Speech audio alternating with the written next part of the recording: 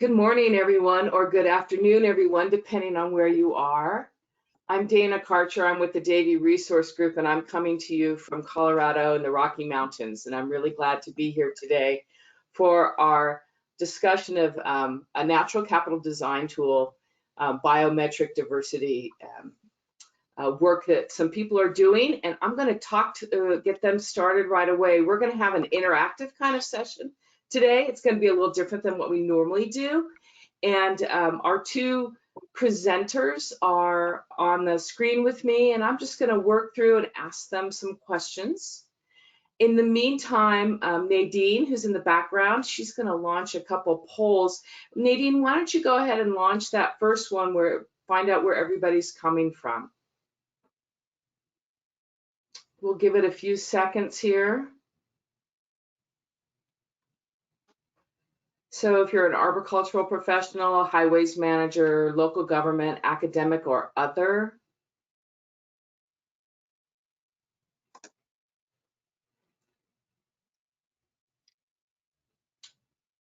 okay, one more second. Let's close that poll. See what the answers are.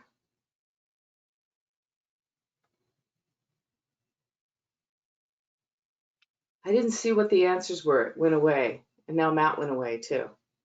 So Nadine, what was the response on that one? So we've got 50% are arboricultural professionals.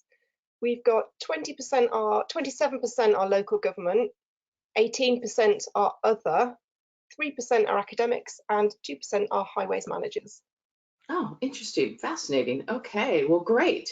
Well, I think we'll go ahead and get things started. I don't know where Matt went though. Hopefully he'll come back.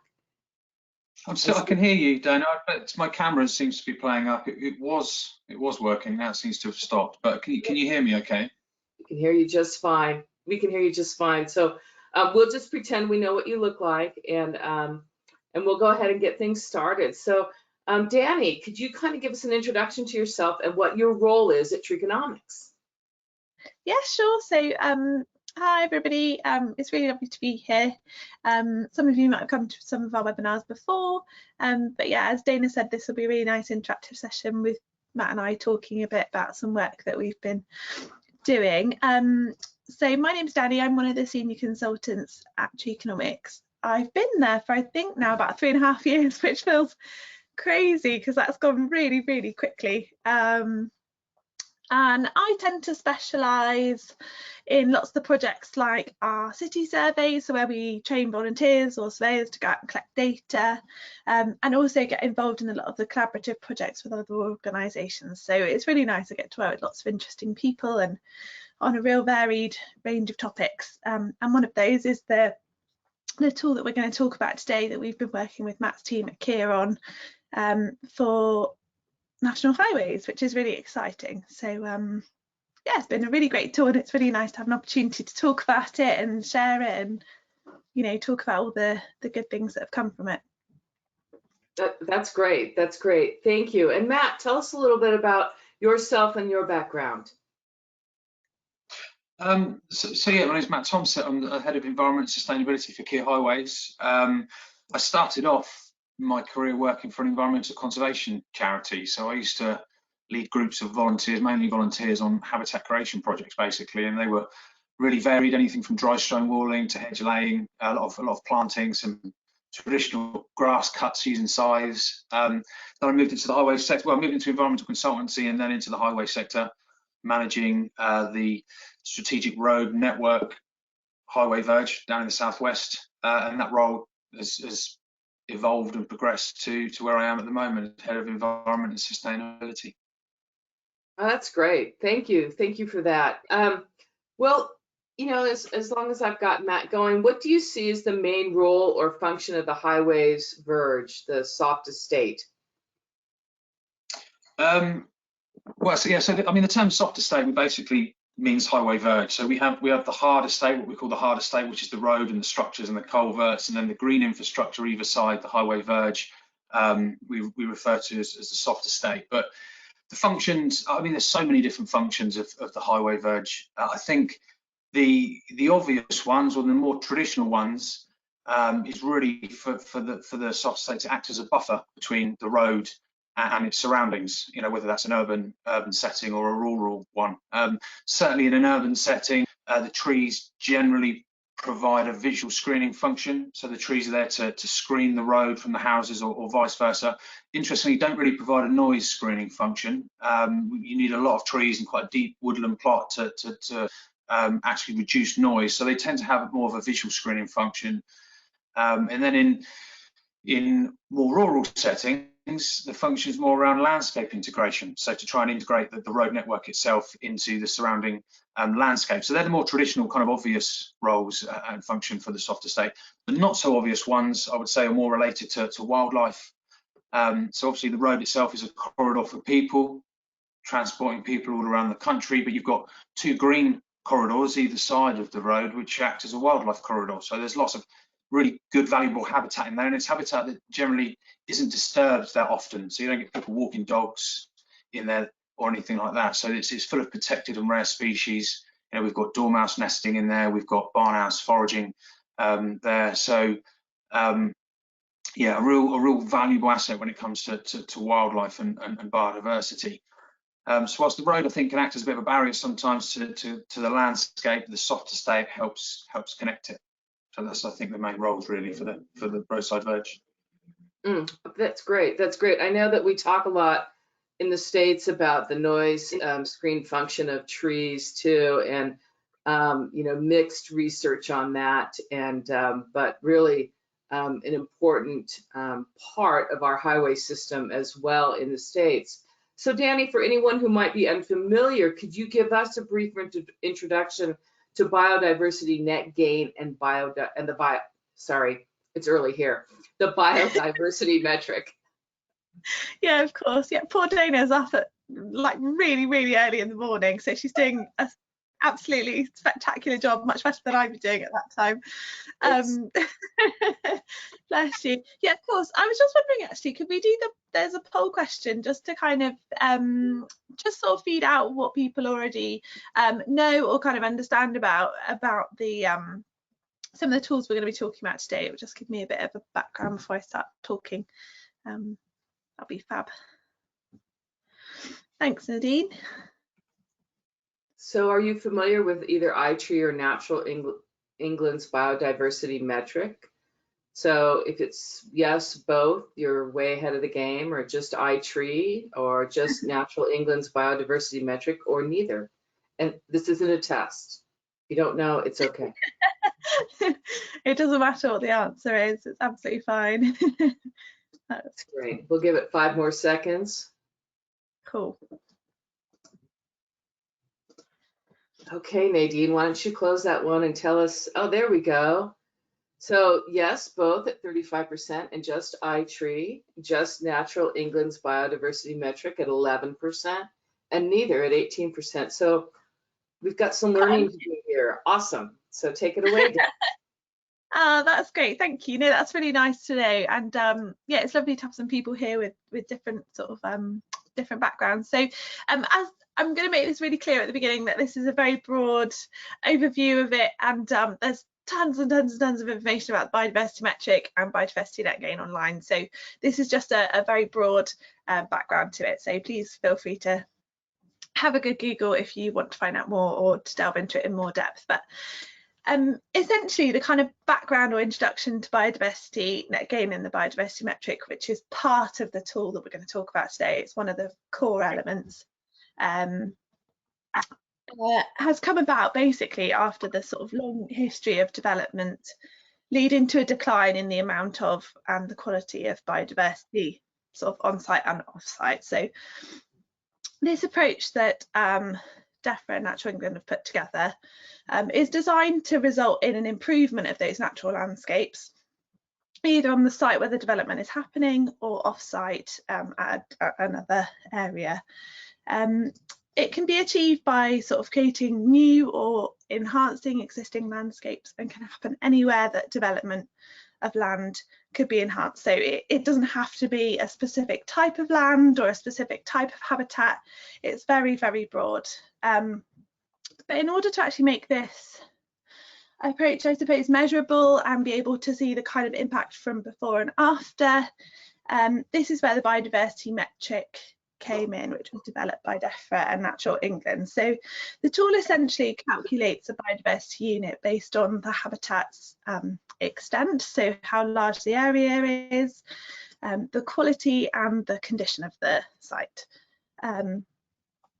And really the tool is kind of there, and the whole process is there as well, to try and seek to create greener places for people to live and work with better quality habitats and rivers, and really supporting that enhanced biodiversity.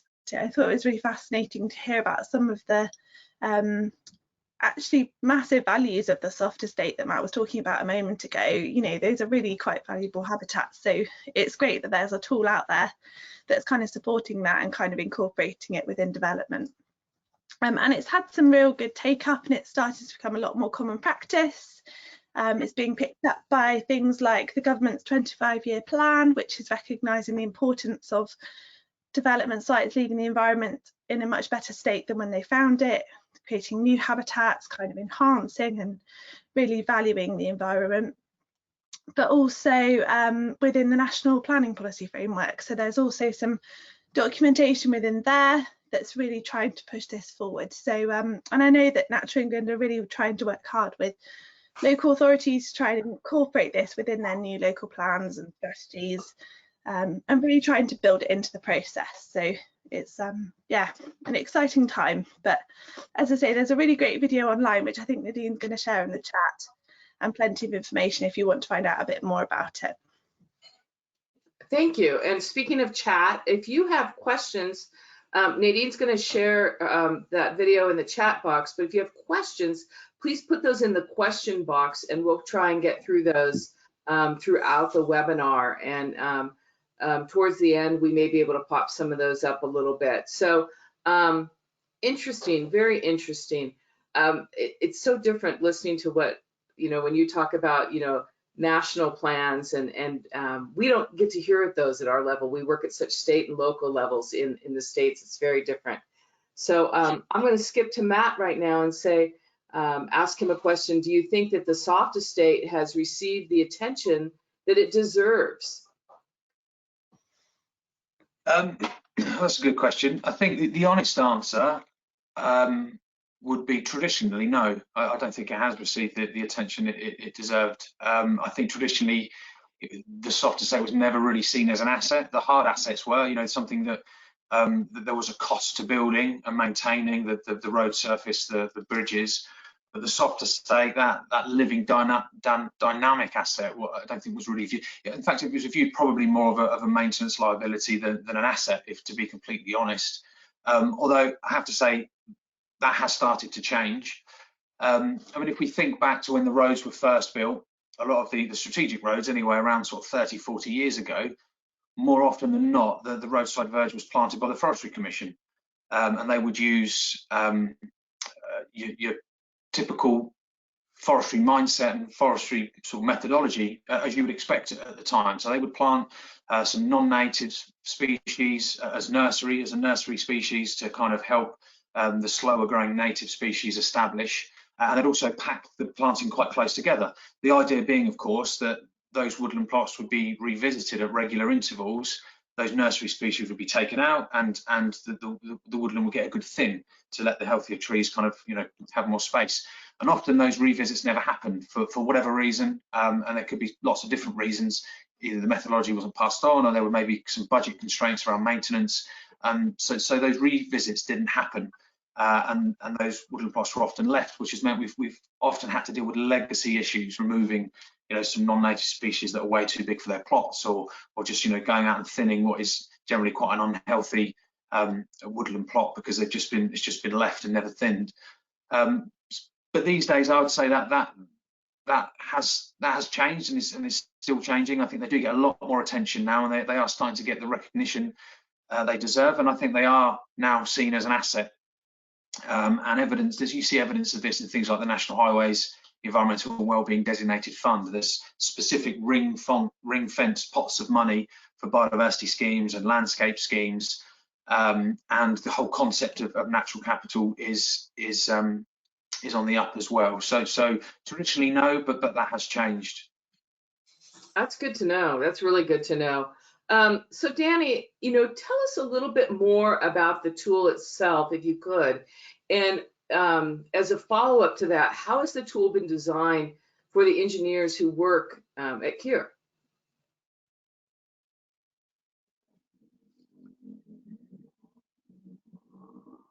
Yeah, of course. I think it's a really great tool, actually. I think it's fab, and it kind of incorporates two really core completely standalone metrics. So the first one we've just talked about, which is the biodiversity metric developed by Natural England, and I'll go into a bit more detail about how that feeds in just a moment. And the other tool is iTree Design, which is not currently a tool available in the UK. It's one of the suites that iTree has, but it was adapted specifically to build into this tool. So essentially, in a nutshell, the tool we've developed with Matt's team enables the designers at National Highways to rapidly kind of understand the natural capital impacts as they work through design. So look at the impact of removal of perhaps some habitat for development of road networks or other infrastructure, but then also to look at what the impact of that replacement would be. So when they design a new scheme to put new planting in or perhaps restore a habitat, what's the change, what's the impact from before and after. And the really great thing is it kind of allows changes to happen right at the very beginning of the development process. So this is kind of designed to be used in the sort of scoping phase, and in that sense I'm going to go on in a moment to talk about some of the features that we built in to make it really easy for designers to kind of compare different scenarios. So run something through, have a look at the results, not quite what we're looking for, and then adjust the inputs quite quickly to weigh up changes that they might want to make. And the two key outputs are the biodiversity units that we talked about, which come through the biodiversity metric side, but also the ecosystem service value. So it also calculates the carbon storage, the carbon sequestration, pollution removal, and it not only gives you that as a quantity, so a kilogram, so an actual weight, but it also values it in pounds, so it gives you an economic value. In terms of using the tool, it's kind of got a few key stages. The first bit is to sort of locate the site where the development's happening.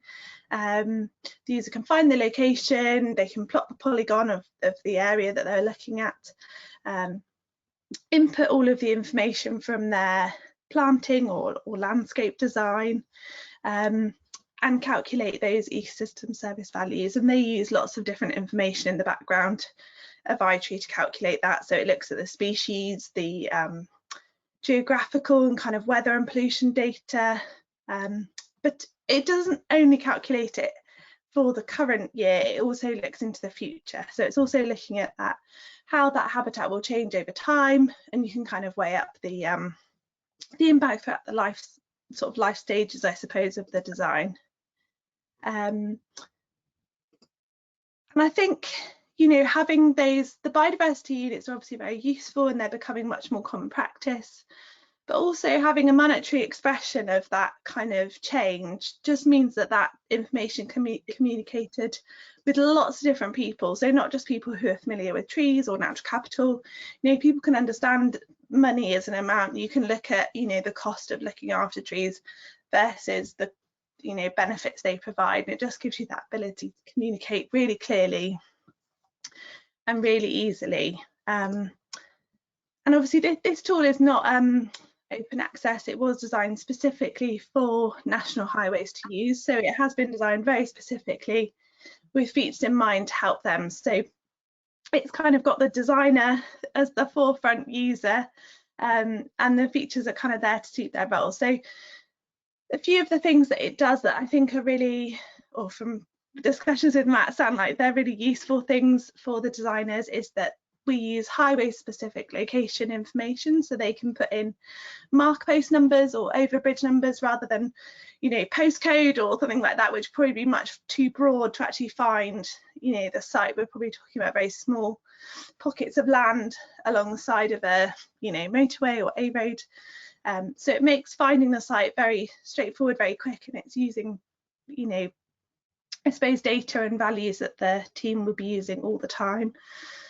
It also produces a PDF report at the end. It's quite simple, it's quite basic, but it's something that they can just run it through, and once they're happy, that can just get slotted straight into the design proposal or whatever piece of work they're putting together. But it just makes it a really nice, simple process for them to use.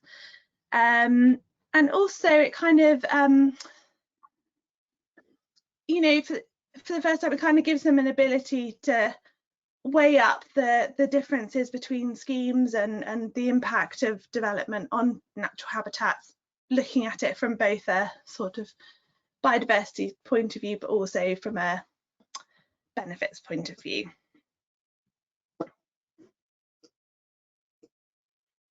Thank you. I couldn't find my unmute button there for a minute. So it's, you know, it's fascinating to me always that when we get this opportunity to talk about economic benefits, you know, iTree just was, you know, it was life-changing for our industry and, you know, in the arboriculture world for sure, and urban forestry.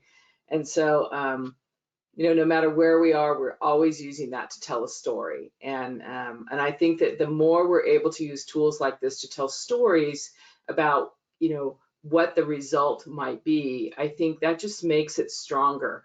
And in the States, you know, we've been able to really tell those stories in such a way that we finally have seen some increases in funding at the national level, because we're able to tell the story of the value of trees. And so I think this is really a really cool tool. So Matt, you know, what do you think is the soft estate's contribution when it comes to ecosystem services values?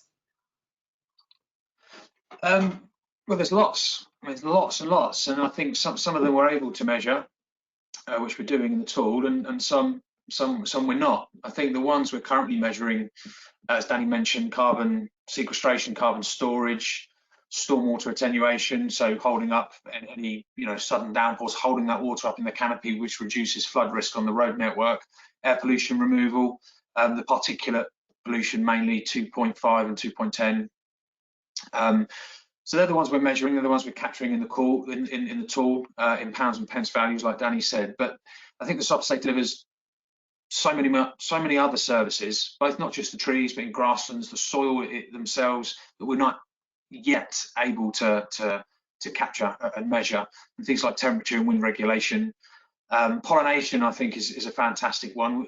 We know in the UK that pollination contributes about £500 million a year to the UK agriculture and food production industry, the sector, but we have no idea how much the wildflower meadows on roadside verges contributes towards that. I mean, if you think you've got roads cutting through an agricultural landscape, and if those roadside verges are full of wildflower meadows teeming with pollinators, they're going to help pollinate those crops. So there's an ecosystem service there coming from the roadside that we're not capturing.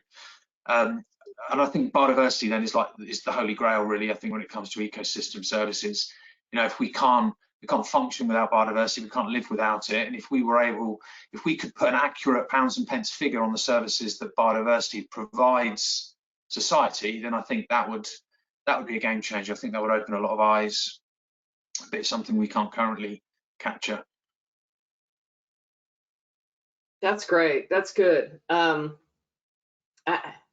I just love the idea of, you know, we're starting to, well, I appreciate the fact that you went beyond trees, you know, that there's, you know, when you talk about pollinators and things like that, that there's just more, this natural capital is more than what we sometimes think about as arborists, and 50% of the people on this call are arborists, that we really think about the whole natural world together.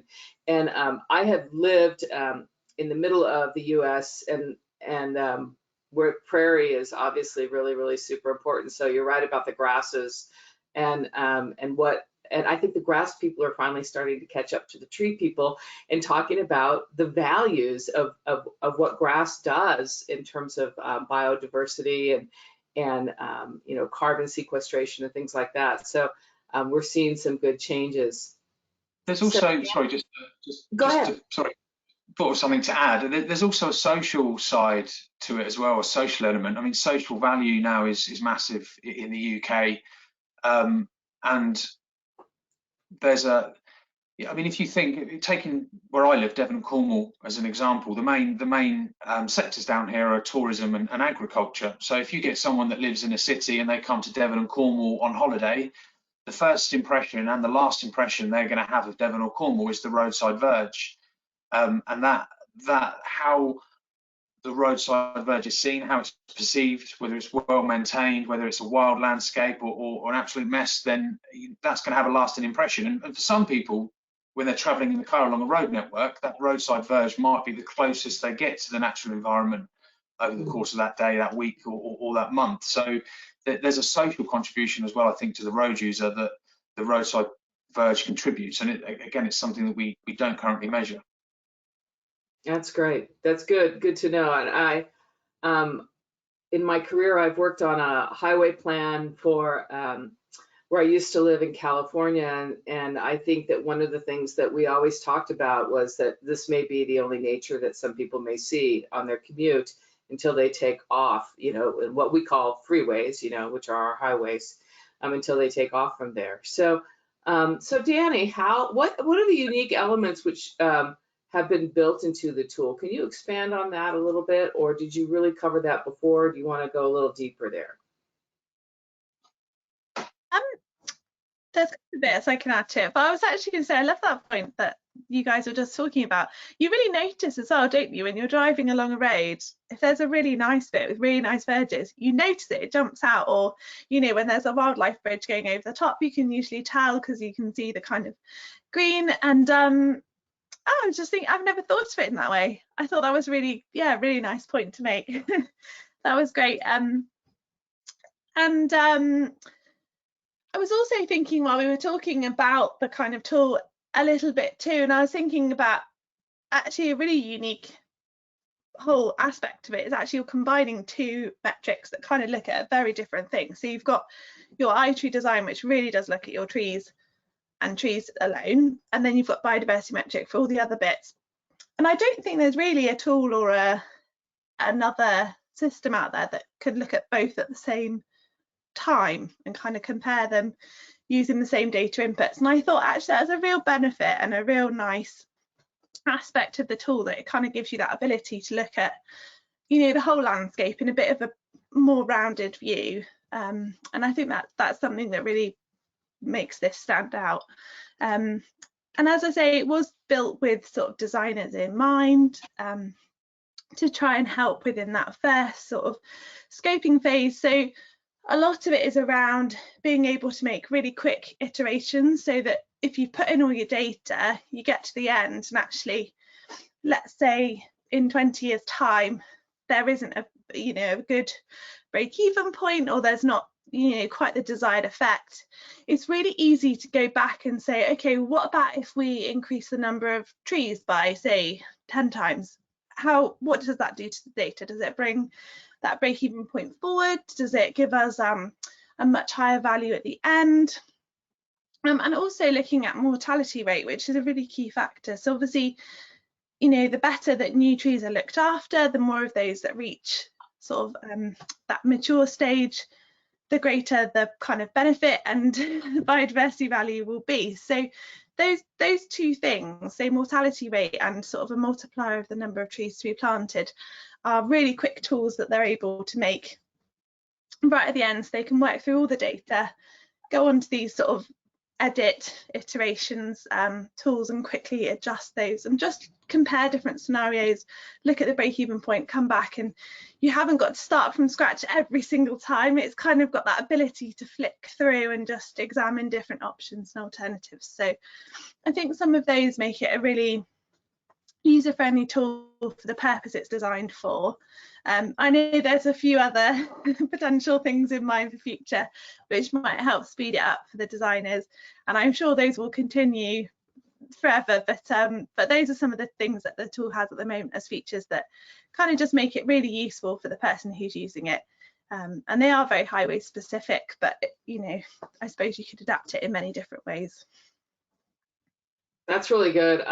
I think that, you know, our industry is it's just not static, so our tools can't be static either, right? They just have to keep changing and adapting to what we do. And the questions that were asked by maybe, you know, government and funders, you know, can you figure this out? Can you figure this out? And so we're always looking for a different way to look at things. So kind of, you know, a flip on this one is, you know, to Matt, what's the awareness of natural capital and ecosystem services? What's it like in the highway sector in general? And I'm real interested in this because I know what the answer is in the US, but go ahead, Matt. It's still very limited, to be honest.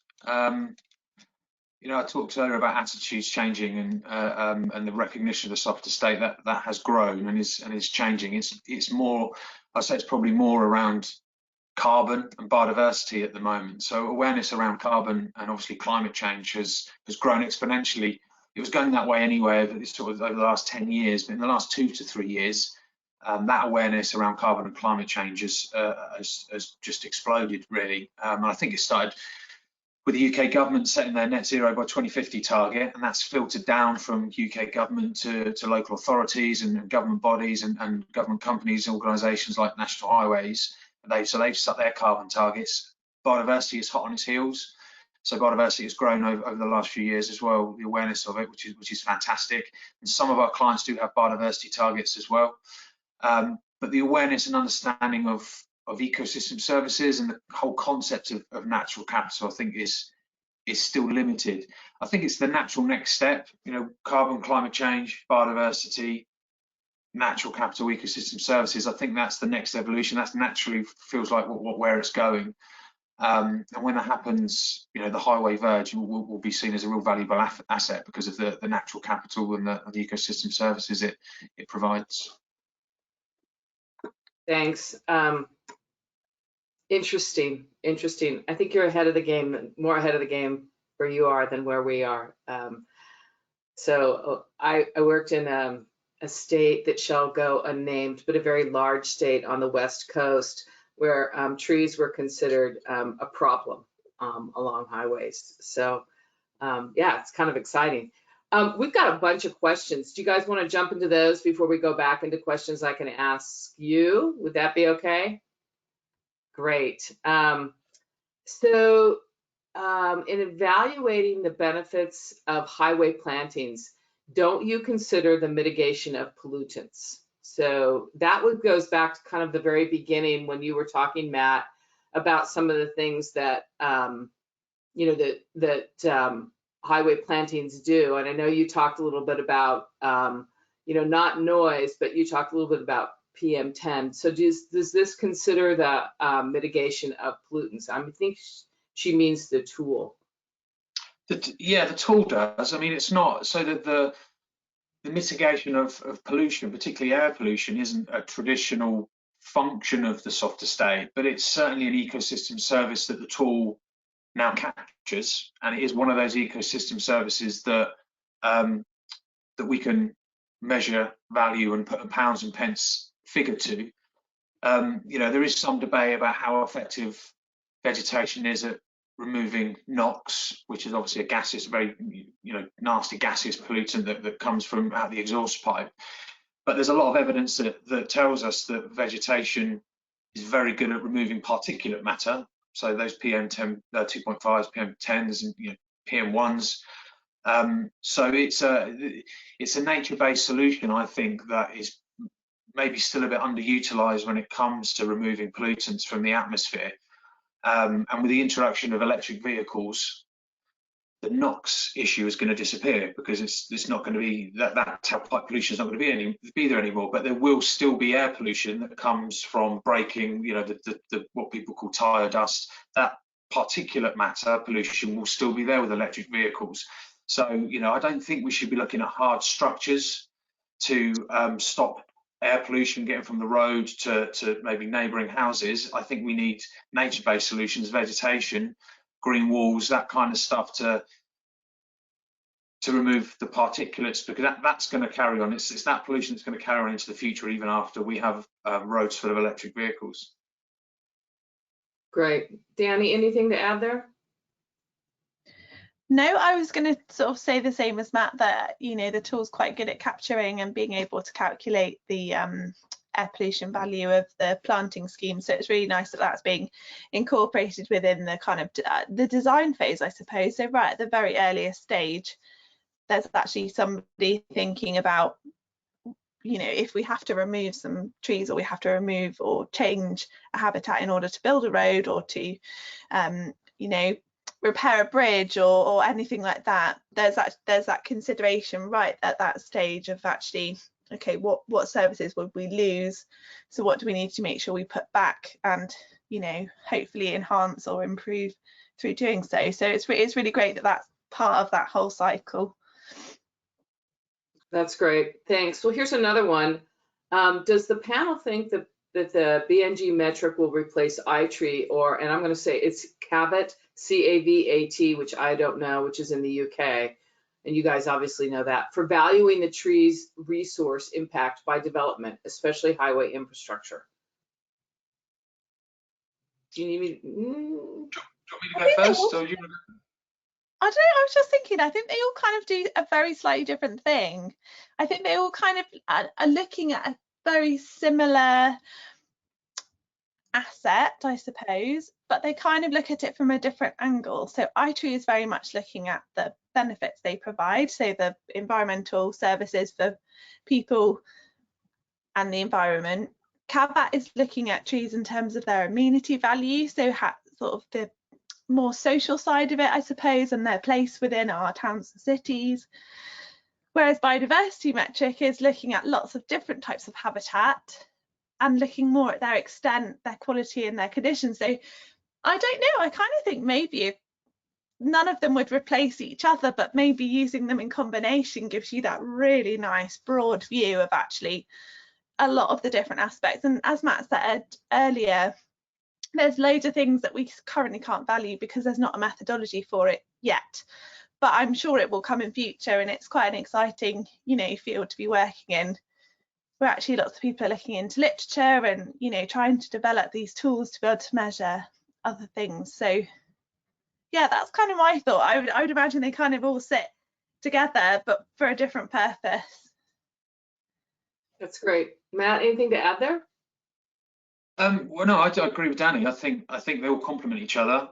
They're all sort of standalone as well, because they all do slightly different things. You know, CAVAT will look at an individual tree, whereas iTree, we did an iTree study on the entire roadside verge from in Devon and Cornwall. So, you know, you can do a CAVAT assessment on that. So they all approach it from a slightly different angle and do slightly different things. So yeah, whilst complementing each other, I don't think they would ever replace each other. Great. Here's another really good one. And is colonization of the soft estate allowed to occur naturally by beneficial flora and fauna, or are introductions undertaken where opportunities arise over and above the initial planting post-construction? So that's probably you, Matt. I think both, if I'm completely honest. And again, if we sort of move away from tree slightly and talk about species-rich grassland, there's two ways of creating species-rich grassland on the roadside network, or anywhere for that matter. There's the quick way and the slow way. The quick way is, you know, stripping off the topsoil to get to the nutrient-poor soil underneath and spreading wildflower seed, and you can have a wildflower meadow there within a year or two. That has to be maintained. The slow way is just keep cutting the grass, removing the grass cuttings to slowly reduce the nutrient levels in the soil, and then you'll get species-rich grassland established naturally. So there's one that's done, you know, specific standalone improvement schemes, and then there's ways of doing it through maintenance as well. So I think, yeah, the answer to that is both, depending on how quick you want the results. Great. Anything to add there, Danny? No, I'm afraid that it's not quite my area of expertise. But I'm interested to hear about it. There's some really good questions. All of those have been really good questions. They're really good questions. Somebody asked, will iTree design become available in the UK? And hopefully, you know, soon, I guess would be the best answer there. Maybe one day. It's one of those. It'd be lovely. We started with iTree Canopy got unlocked. I think we got that sorted about a year or two ago. So that one's now fully usable in the UK. So I know iTree Design is one of those that we'd love to get unlocked, but there's lots of work that has to go into the tools in the background first. But yeah, yes. It'd be great. If you want to lobby in the United States, that's, you know, where the funding comes from. So a lot of the funding comes from. So we did just get a whole bunch of money. So maybe it'll change things up. So Jonathan asked that question. So just maybe, Jonathan, just maybe. Naomi, made a statement, which I kind of agree with. There's quite a difference in how the arterial landscape is considered or valued. In New York City, which I'm not as familiar with, I'm more familiar with the West. The arterial landscape is an important buffer between the residential community and the highway, and therefore the tree population has a great deal of importance. And that's true in many highways, whether they're, you know, local, state, or you know, national highways. Someone asked, I thought this was really interesting, could this be applied to policy G7 of the London Plan, which requires developers to provide compensation for tree loss on development sites?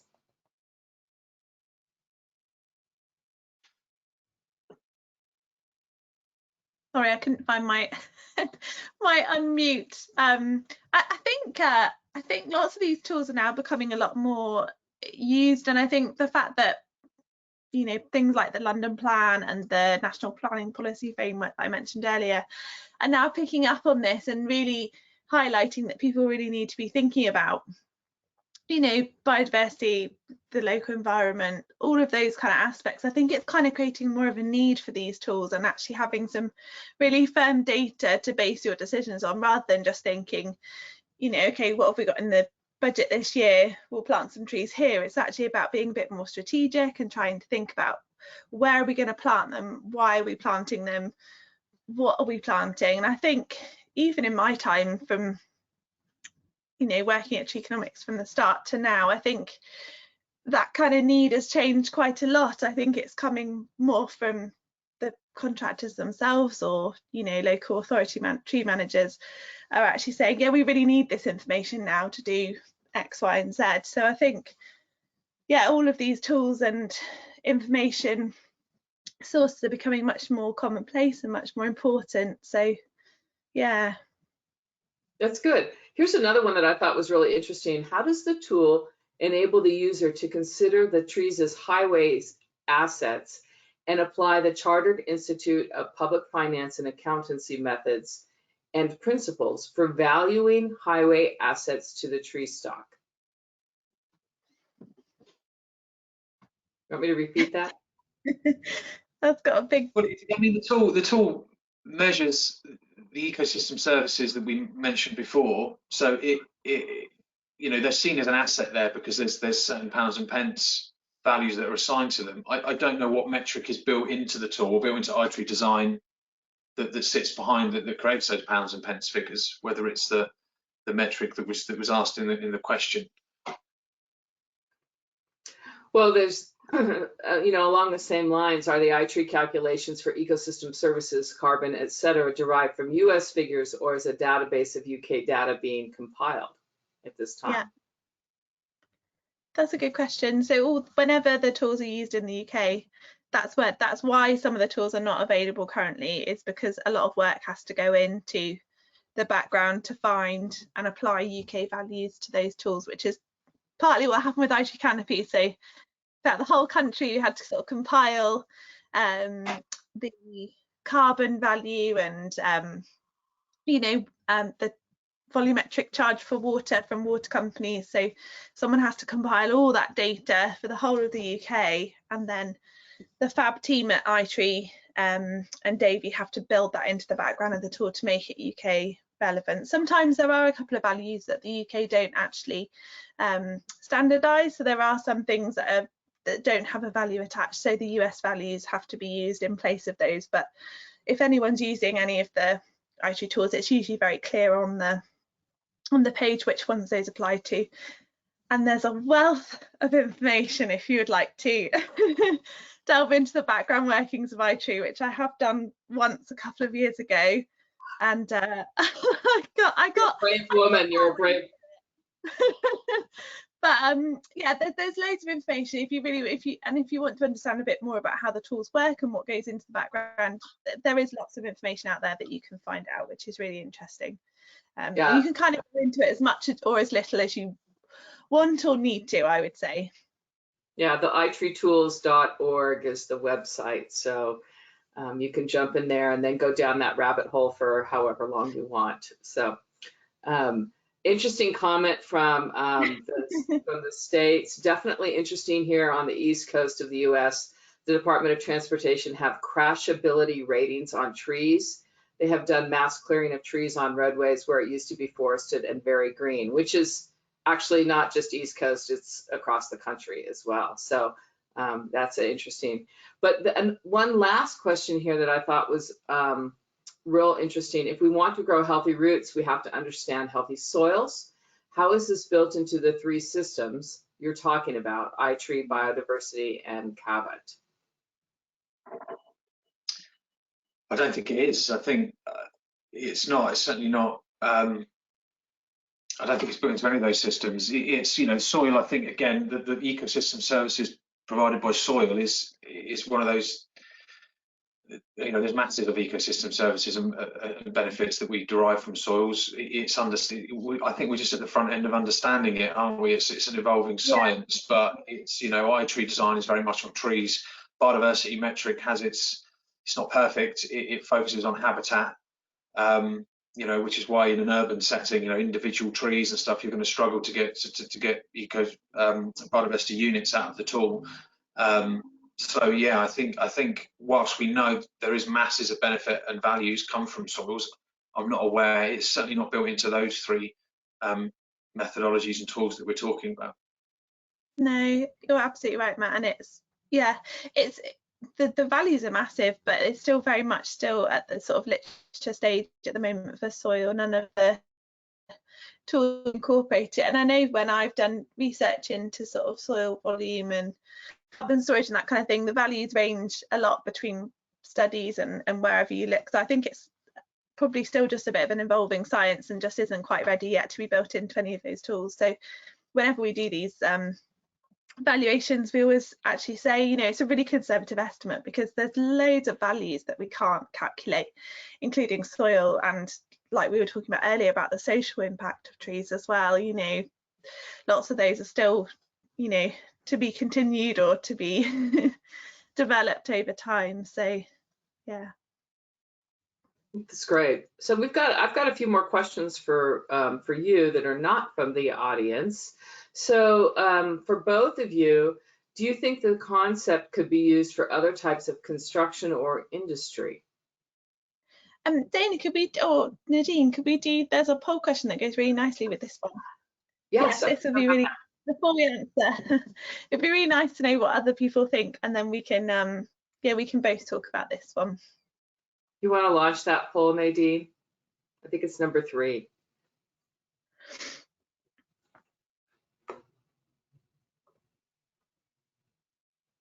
Okay. Oh, I think, sorry, Nads, I think it was the next one, the one about, do you think the concept could be used for other types of industry or for other purposes? So it must be, it's number 4.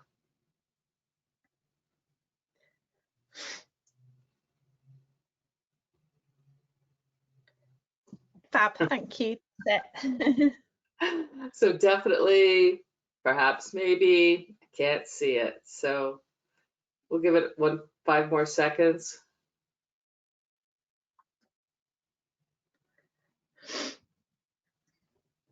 Okay, let's close this one and see what the answers are. Definitely, maybe. Everybody's interested in trying, which is great. So figuring it out. So yeah, so what do you think it could be used for? Other types of construction or other industries? And that's to both of you. Yeah, I mean, that was really positive to see the responses from the audience. And I know Matt and I have talked before, haven't we, about, you know, the possibility of kind of, I suppose, looking at the tool and being able to use it in other types of development, not just highways infrastructure, and actually looking at, could it be used for construction of things like hospitals and schools, maybe even down to sort of much smaller developments like housing development, or you know, very small changes in landscape, but still applying the tool in the same way. And I know there's other consultants that we've spoken to who would be really interested in being able to use the tool, or being able to come up with something that kind of is more broad and applicable to other situations. Any thoughts on that, Matt? Yeah, no, I agree. It's there's nothing about the tool which would restrict it using in other sectors and other schemes. If anything, if you're building a school or a hospital on a you know, a much more square, larger plot that's just square, you plot on the footprint of that scheme, put in the information you need, the planting plan, and it gives you the values. So there's absolutely nothing stopping it. If anything, it's sometimes slightly more difficult on highways because you have long linear strips of network that might run for a couple of kilometres. So yeah, there's value in it, I think. And under the UK's New Environment Act, you know, developers have a legal obligation under planning to deliver a 10% biodiversity net gain. So yeah, and this tool can help deliver that, along with the extra ecosystem service values, which I think will come in time as well. That's great. That's great. Has the tool had? Do you want? I'm sorry, Danny. No, that's fine. I was just agreeing. Okay, I was going to say, has the tool had any interest or recognition from external organizations? Yes, it's the quick answer. It's been really lovely actually to work on a project that's kind of completed and people are actually using the tool, but also, you know, having recognition from outside organizations and companies. So I thought I would talk about one, and then I'll hand over to Matt to talk about the other. So the first one was some work that we did for the UK Green Building Council. So they were looking for some potential solutions to address different challenges. And one of those that we kind of entered this tool into as a potential solution was around how communities and local authorities can implement, maintain and assess the impact of nature-based solutions to enhance climate resilience. And this tool just feels like such a fantastic way to do that. It kind of gives you that ability to actually assess the impact, to look at how to deliver this, and also to look at maintaining it. So looking at, like we said before, about the mortality rate and things like that, actually by improving the care and maintenance of new planting, you can have a really big impact on the outcomes. So yeah, we entered the solution into their sort of draw, and it has been listed, which is fantastic, as one of the potential solutions. So if you're interested, you're more welcome to go and have a look at the website and read a bit more about the tool. But it's fantastic. It's been recognised by them, and hopefully other people will start to be able to see the value in it too. But I know Matt's also got one he was going to talk about, which is exciting. Yeah, so the Chartered Institute of Highways and Transportation have awards each year, and we entered it into the innovation category. We didn't enter it into the environment or sustainability category. We entered it into the innovation category. So it was up against innovations from, you know, health and safety and construction, machinery, other bits of software and technology. And it got shortlisted, which was fantastic. So it was in kind of the top 4, I think, and then it didn't win, but it did get highly commended. And I know that not every shortlisted entry gets highly commended, so I guess it was like a second place. But I was chuffed with that. That was it's good just to be shortlisted as well as highly commended. So yeah, it has been recognised, I think. That's great. That's awesome. There's a couple comments here about the tool use. Someone said, I could see something like this eventually being used as a tool to show quantifiable growth to meet legislative requirements for site developments. That's kind of interesting. And then somebody else said it could be applied to spatial development in general. So that, I think that that's a possibility as well. And then somebody else said that that several of us on this call have had previous experience using iTree Eco version 6 for air quality assessments as part of assessing impacts as part of BS 5837 survey arising from highway improvements in the north of England. So I thought that was also really interesting. There was another question of what informs mortality rate? Do highways have reliable historical data that informs the standard setting for them? I don't think the kind of metric that goes behind the mortality rate, I think, comes from iTree design. I don't think it comes from any highway specific figures. But you can, within the tool, adjust the mortality rate. So from 5%, 10%. So I think you can play around with that mortality rate. You know, if you apply the aftercare as it should be, then the mortality rate is going to be lower. So that doesn't always happen. So you can play around with the mortality rate based on your level of knowledge, I guess.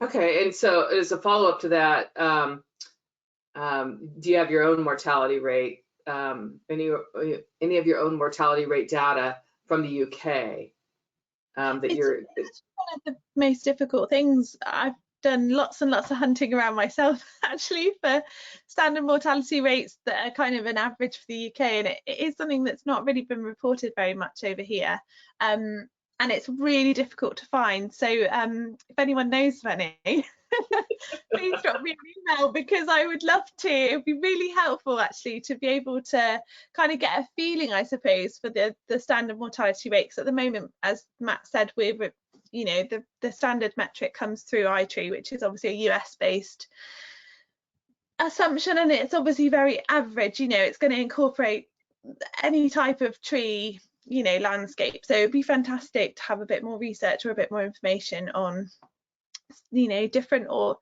mortality rates, or even just an average, to kind of give us an idea of where we are. But yes, so that's one of the great features of the tool. So it gives you a sort of, it'll calculate it based on the standard, but you can actually then look at it and think, well, okay, it's assuming that we'll have a mortality rate of say 5%, but actually if we really focused and really made sure those new trees had fantastic aftercare and maintenance, we could try and get that down, you know, by 2% or something, and yeah, look at the impact. Well, the question answer asker is Daisy Brasington, and she said she's going to reach out to you because she's actually doing some research on that at the moment. So that's a good subject for another webinar. We can talk about talent. That would be really, that would be great. I'm really interested to hear about that. Yeah, thank you so much. Great. That's great. And then there was, you know, there was another statement here regarding tree clearing and removal. If a highway management entity has a clear zone in terms of signage, et cetera, that would reduce the need to remove trees and also could drive what trees get planted in the arterial landscape. So that's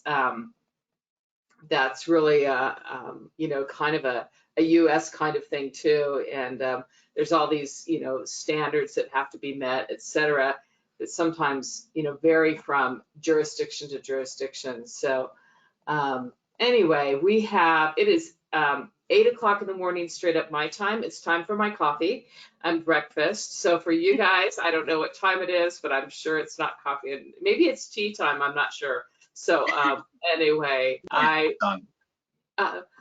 was quite excited. This is fascinating, and I really, really appreciate Danny and Matt, your information here.